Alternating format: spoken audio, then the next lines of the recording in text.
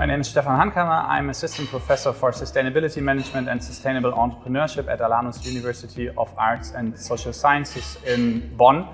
And I'm affiliated to the Institute for Technology and Innovation Management at RWTH Aachen University.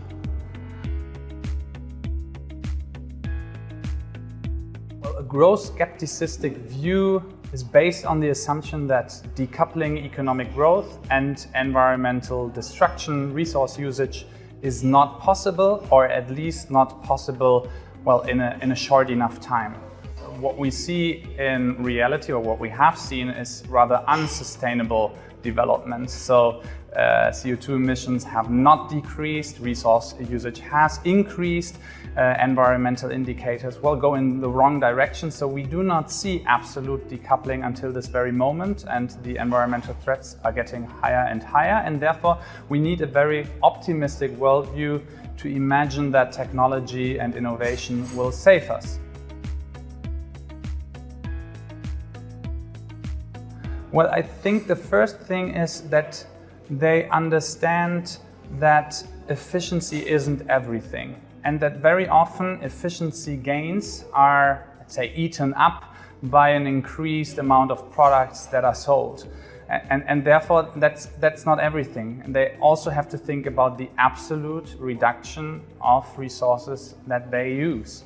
And I think there is also one aspect that is, let's say, an integral component of post-growth thinking, that is, well, reflecting once again on the question, what is a good life? What do people really need? What is a development that we want to have, and that is not only focused on economic aspects, but also on other aspects, so social life, environmental aspects. And I think, well, there are, of course, companies around the globe that at the end sell bullshit to their customers that do not benefit their lives, and therefore this post-growth thinking is maybe helpful in order to dig a bit deeper and think about the implications that, well, selling more and more products really have on planet Earth and well, on their customers.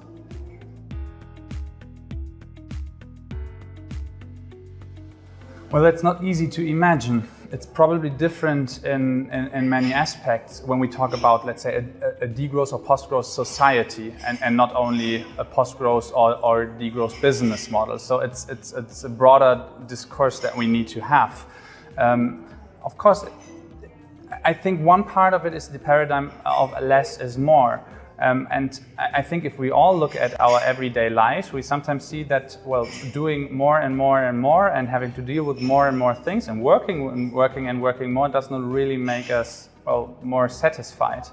And therefore, well, reducing stuff that doesn't make you happy, not buying products that don't make you happy, well, these are, let's say, well, parts of that imagination that play a role. But of course, when I think about it, I have the positive idea that, well, we all work a bit less and have more time to meet our friends and families and all the things that we do not have that much time at this very moment. But that's just one slight aspect of a much larger imagination that we might need.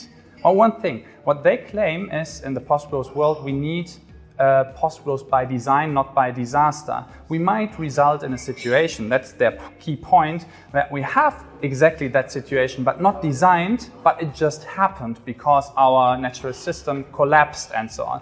So let's start thinking about how another future might look like, is then, let's say, the proactive task of creating an imagination.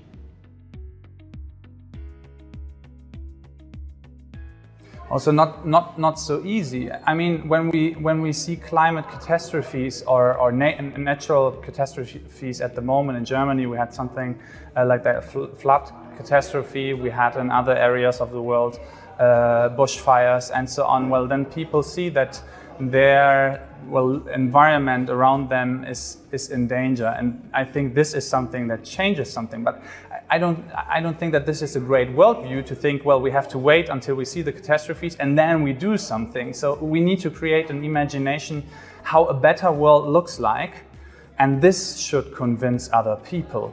And I think until this very moment, well, post-growth thinkers, one could say, well, we're maybe not able to create such a positive vision, but it's rather the idea, well, to degrow and, well, things are getting worse. Why should we do that? So I think this transformation is needed. I think it's clear that not only one actor is responsible of, well, I would say the overall term of contributing to a socio-ecological transformation.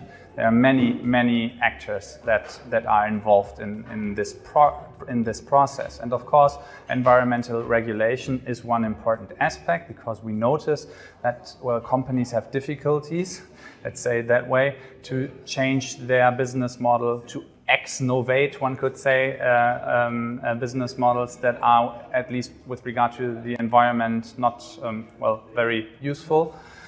So therefore we see that there is probably a need for a better and smarter environmental regulation. But of course, if we only have environmental regulation, but we do not convince, or we do not convince ourselves as, well, business people, as citizens, as people engaged in NGOs or whatever, to contribute to that, this will ultimately fail. And I mean, at the end, we won't elect such parties that say, well, we wanna have a really strong environmental regulation. We will not be able to drive a car any longer, or whatever. I mean, that's probably not, for many, not convincing.